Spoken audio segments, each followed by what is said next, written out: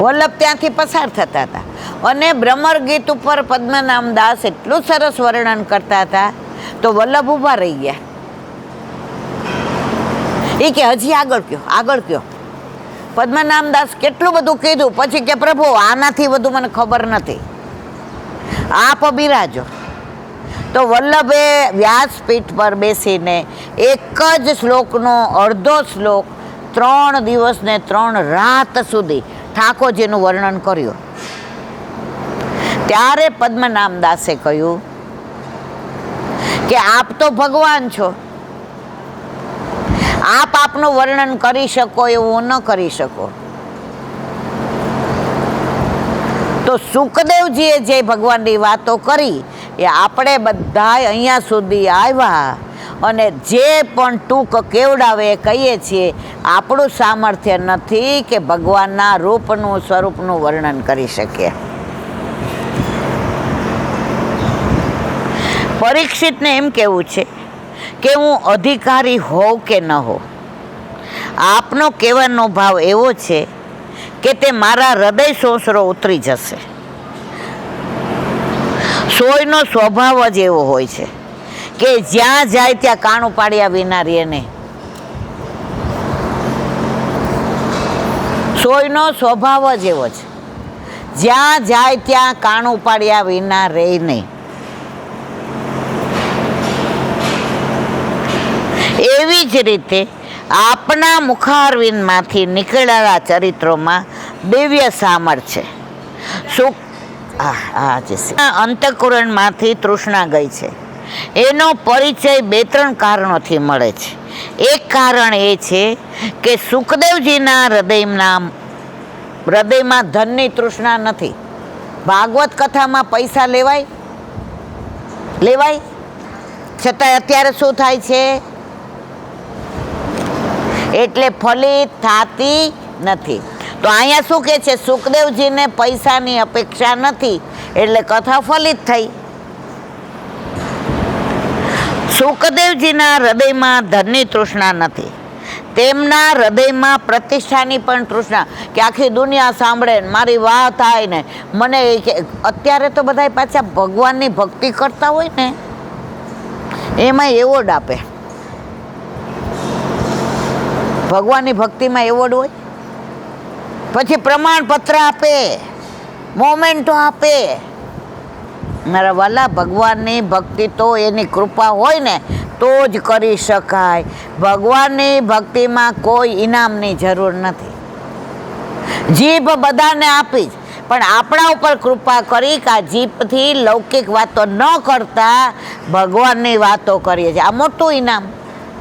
તમને બધાને કાન આપ્યા છે તો બીજાની પંચાત સાંભળવા કરતાં અહીંયા ભગવત નામ સાંભળો છો તો તમારા ઉપર ભગવાનને તમને ઇનામ આપી દીધું.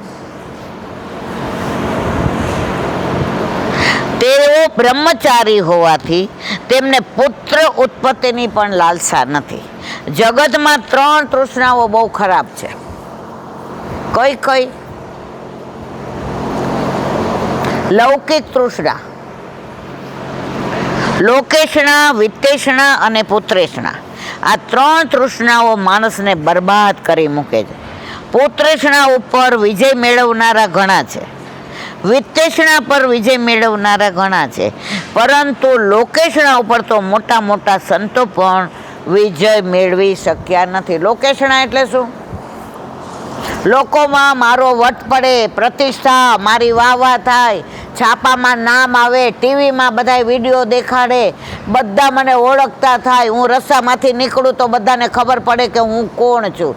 જ્યાં સુધી આપણે આપણી જાતને ઓળખતા નથી ને લોકો ઓળખતા થાય ત્યાં સુધી આપણો મેળ પડવાનો નથી. લીલામાં જાશું તો આ બધું કાંઈ નહીં આવે. પ્રભુ કહેશે તું મારું નામ લઈને આવ્યો, સેવા કરી, સત્સંગ કર્યો, સ્મરણ કર્યું. આપણે ગર્ભમાં હતા ત્યારે બહુ અંદર દુઃખ થતું હતું, અંદર મળ ને મૂત્ર ને લોહી ને આહા પરવું ને રોજ કહીએ ભગવાન હવે બહાર કાઢો ને, ભગવાન હવે બહાર કાઢો ને. ઠાકોરજી કે એક કામ કર, તું બધું બહાર નીકળીને મને ભૂલી નહીં જાય ને. પ્રભુ એક પળ નહીં ભૂલું. ગરજ હતી ને, આપણા જેવું સ્વાર્થી કોઈ નહીં. જો પશુઓ બધાય આડા હાલે સીધા, અને માણસ સીધો પણ હાલે, જો આપણે બધાય સમજીએ છીએ.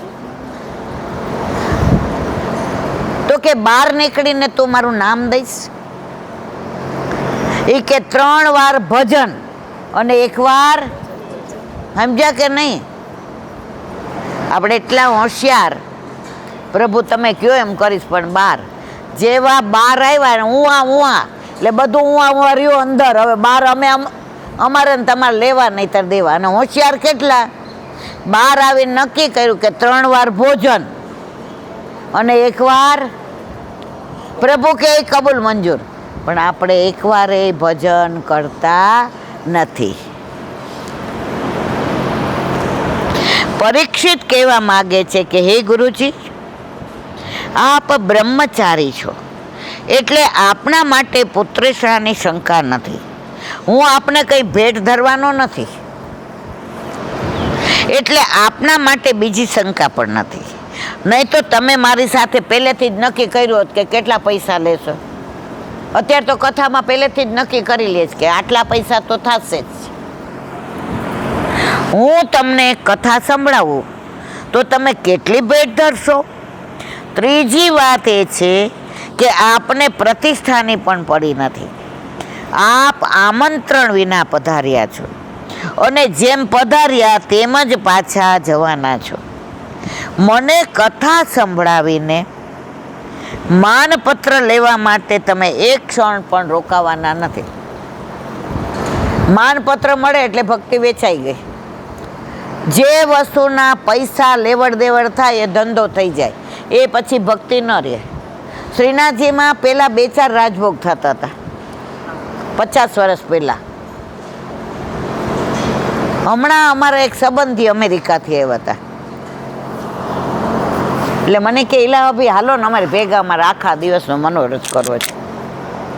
કે મારો દીકરો ત્યાં ડૉક્ટર થઈ ગયો, એટલે અમે કીધું હતું કે ડૉક્ટર થઈ જાય એટલે આખા દિવસનો. મેં તો કર્યો ધંધો મનમાં હોય, એમને ના કહેવાય. 33 રાજભોગને કેટલું બધું હતું. હવે એ અમેરિકાથી સંબંધી આવ્યા તો એ વૈષ્ણવ નહોતા, એ બધાને માનતા હતા. છતાંય કેમ ગયા? બધાને કંઈક ને કંઈક માગણી છે. માગણી હોય ત્યાં લાગણી નથી. પુષ્ટિ માર્ગમાં પ્રભુ પાસે ક્યારેય માગવાનું નથી. આપણે શું જોઈએ છીએ આપણા કરતાં આપણા પ્રભુને વધુ ખબર છે. આપણો દીકરો 6-7 મહિનાનો હોય ને બહુ રોતો હોય, સાસુ હાથમાં લે, ઘોડિયામાં નાખે, થપથપાવે, નણંદ પાણી પાય, બાળા ગોળી દે, ગ્રાઇપ વોટર પીવડાવે. ઓલું એટલું રડે, એટલું રડે, એટલું રડે. પછી સાસુ શું કે હવે એને માન દો. અને જેવું આપણે લઈએ અને એને દૂટીમાં આજુબાજુ હિંગ ભરી દઈએ, એને વાહરછૂટ થઈ જાય, છોકરું છાનું રહી જાય કે નહીં? તો માને કેવું નથી પડતું કે મને શું થાય? તો આપણા પ્રભુને ખબર છે કે આપણે શું જોઈએ છીએ, અને આપણા હિતમાં હોઈએ જ આપે, અહિતનું આપે નહીં.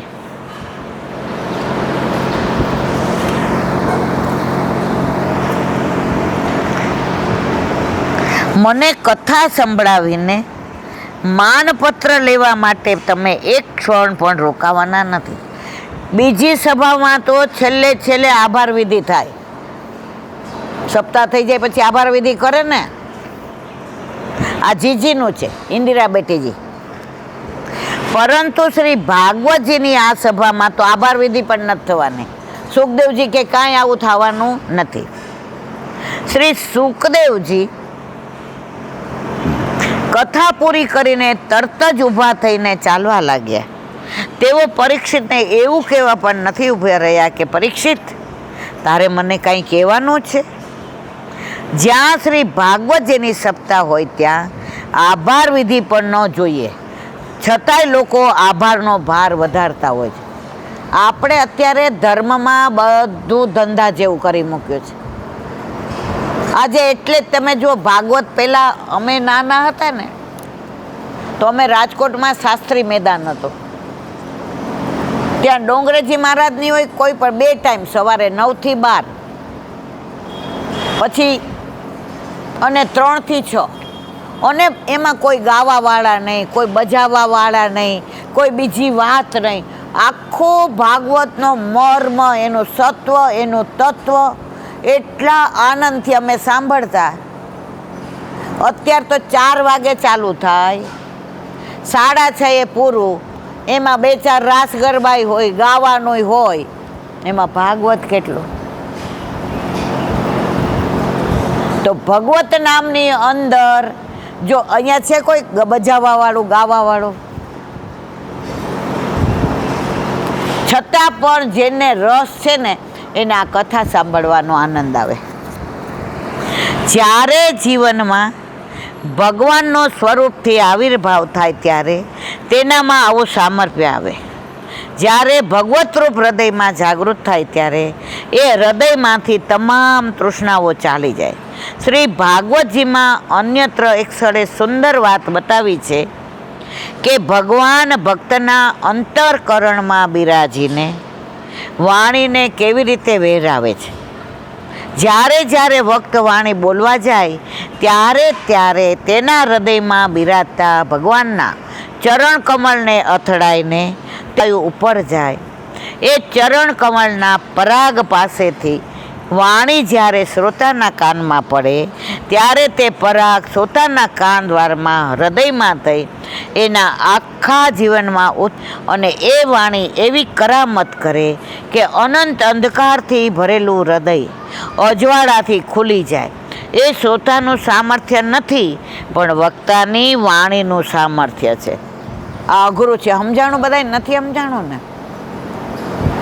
આજે વક્તા બોલતા હોય ત્યારે આપણા હૃદયમાં ઠાકોરજી બિરાજે છે તો એ વાણી અંદર હૃદયમાં અથડાય અને પ્રભુના ચરણ કમળ કહેવાય. એ કમળમાં આમ પસાર થાય તો કમળની પરાગરજ ઉપર આવીને તમારા બધાના કાન સુધી પહોંચે અને તમારા હૃદયમાં પ્રભુની લીલાની સ્ફુરણા થાય.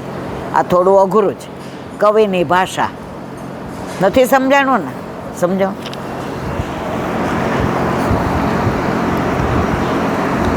એ તો સુખદેવજી જેવા કોઈ વિરલા જ હૃદયને ખોલી દે. પરીક્ષિત કોઈ સાધન કરવા નથી ગયા. શ્રી સુખદેવજીની વાણીએ જેમના જન્મ જન્મના અંધકાર ધોઈ નાખ્યા છે. આ વાણી શ્રોતા માટે શું કરે છે? ભવો સઘાત સંસારનો જે રોગ લાગ્યો હોય તેને મટાડી દે છે. ભગવત કથા સાંભળતા સાંભળતા આપણા જીવનમાં પરિવર્તન આવ્યું ત્યારે જ કહેવાય કે જ્યારે આપણા શરીરના, મનના, હૃદયના અનેક રોગો મટતા હોય. ક્ષય રોગ હોય, કેન્સર રોગ નિવારવા સહેલા છે પણ ભવ રોગ મટાડવો મુશ્કેલ છે. આ બધું સાંભળીએ અને હમણાં આપણને કોઈ એમ કે તમારા ચંપલ ઓલું કૂતરું લઈ ગયું, દોડીએ કે નહીં? દોડીએ ને મારા વાલા. હજી આપણા, હું કાંઈ એમાંથી બાકાત નથી, હું એ જ છું. આ તો આમાં લખ્યું એટલે બોલું છું, બાકી હું તમારા જેવી જ છું. હજી આપણું ચિત્ત બધાનું સંસારમાં છે. મને ગમતું નથી રે ભવનમાં, મારું મનડું મનમોહનમાં. મને ગમતું નથી રે મારું મનડું મનમોહ. ગાવાની કેવી મજા આવે, પણ સાચું ગાઈએ જ. મને ને તમને સંસાર હજી બહુ વાલો છે અને ઘણીવાર આપણે છે ને સંસારમાં આપણને એવી વ્યથા આપે ને દીકરા ને, વહુ ને, સગા ને, વહાલા ને, ત્યારે આપણે નક્કી કરી લઈએ હવે આપણી ઉંમર થઈ, કોઈ કોઈનો નથી, હવે જવાનો સમય આવ્યો છે, હવે ભગવત નામ લેવું. આપણા રૂમમાં જઈને પાઠનું પુસ્તક લઈએ ને પાછા કરતા કરતા મનમાં આપણે કેવી રીતે ભેગું કર્યું નહીં? તૂને તિનકા તિનકા નગરી એક બસ. બધાય આ વ્યથા કરતા હોય, કરીએ છીએ કે નહીં મારા વાલા? અને ભૂલમાંય જો આપણાથી કહેવાય જાય કે ભાઈ આ બધું બહુ મહેનતથી ભેગું કર્યું છે, ઘરમાં રહેવું છે કે નહીં? હવે એવા હટ થઈ જાય કે નક્કી કરી દઈએ કે હવે કોઈની હારે માથાકૂટ કરવી નહીં.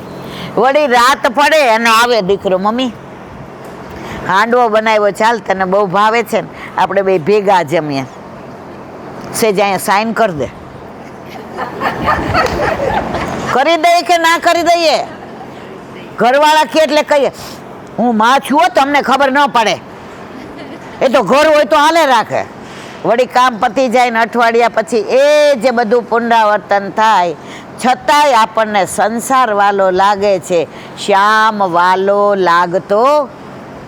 જ્યારે શ્યામ વાલો લાગશે ને ત્યારે શ્યામ સુંદર કહે છે કે સંસારવાળા તને બધાય છોડી દેશે, હું તને આજે નહીં, કાલે નહીં, ક્યારેય છોડવાનો નથી.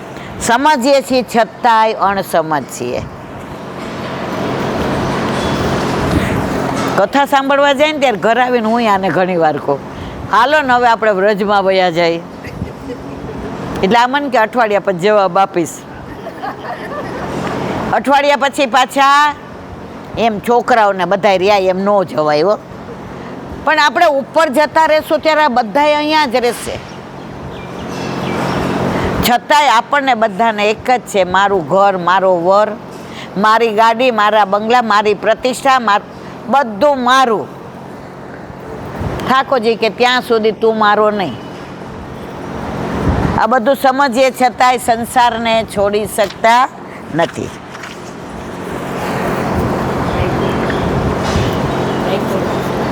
ના, હજી ચાલે છે. જેમાં મન, બુદ્ધિ અને ઇન્દ્રિયો વિષય ભોગોમાં આળતી હોય તેને સંસાર રોગ અથવા ભવરોગ કહેવાય.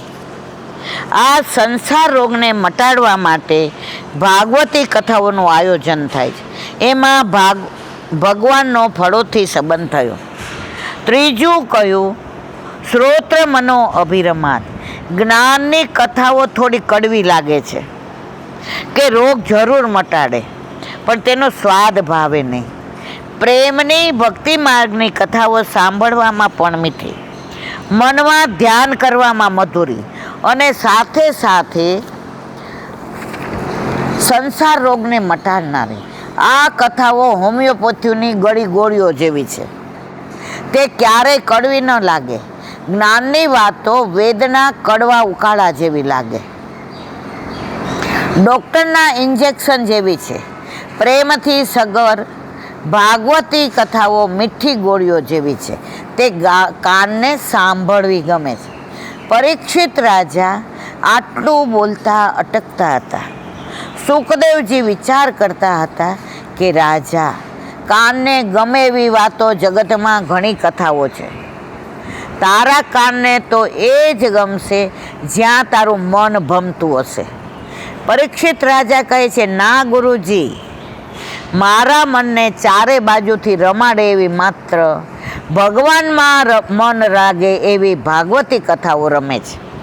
સંસારની કથાઓ મનને એક જ ભાગમાં રમાડે છે તો તેને ડૂબાડે છે. સંસાર શું કરે? ડૂબાડે છે. પણ છતાંય પ્રેમ શેમાં છે? જ્યારે ભગવત કથાઓ મનને અહર્નિશ રમાડે છે, કદી ડૂબાડતી નથી. સંસારની વાતો કદાચ આજે ગમતી હોય પણ તે કાયમ માટે ન ગમે, પરંતુ ભાગવતની કથા જેમ જેમ સાંભળીએ તેમ તેમ વધારે ગમવા માંડે.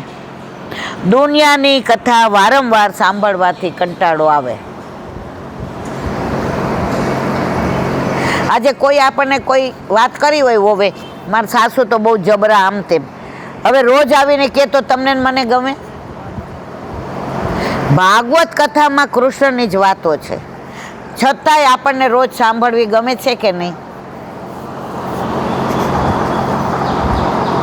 આજે કૃષ્ણ કથા આપણે અનેક વાર સાંભળી છે, છતાંય ક્યાંય કથા હોય ને આપણે નીકળ્યા હોય તો અડધો કલાક બેઠા વિના રહીએ. જો ભજનમાં આમંત્રણની જરૂર નથી, ભોજનમાં છે. એટલે જ ઓલા કવિએ કહ્યું છે કે પથ્થરમાં અગર ભળે જો ભક્તિ તો બને મંદિર. પથ્થરમાં અગર જો ભળે ભક્તિ તો બને મંદિર. ભોજનમાં જો ભળે ભક્તિ તો બને પ્રસાદ. ભોજનમાં જો ભળે ભક્તિ તો બને પ્રસાદ. મુસાફરીમાં જો ભળે ભક્તિ તો બને યાત્રા. મુસાફરીમાં જો ભળે ભક્તિ તો બને યાત્રા. અને માનવમાં જો ભળે પુષ્ટિ તો બને વૈષ્ણવ. માનવમાં જો ભળે પુષ્ટિ તો બને વૈષ્ણવ. વસ્તુ બધી એની જ છે, ફક્ત આપણે આપણી વૃત્તિ ફેરવવાની જરૂર છે.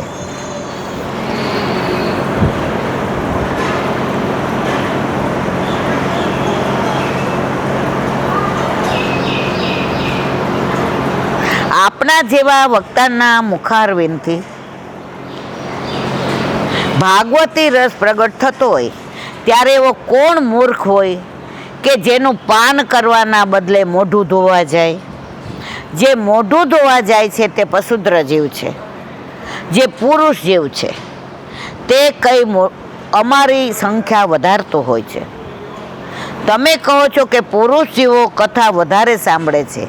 અહીં પુરુષ અને સ્ત્રી એ અત્યારના પુરુષ સ્ત્રીના ભાવની વાત નથી, પણ ભક્તિભાવની વાત છે.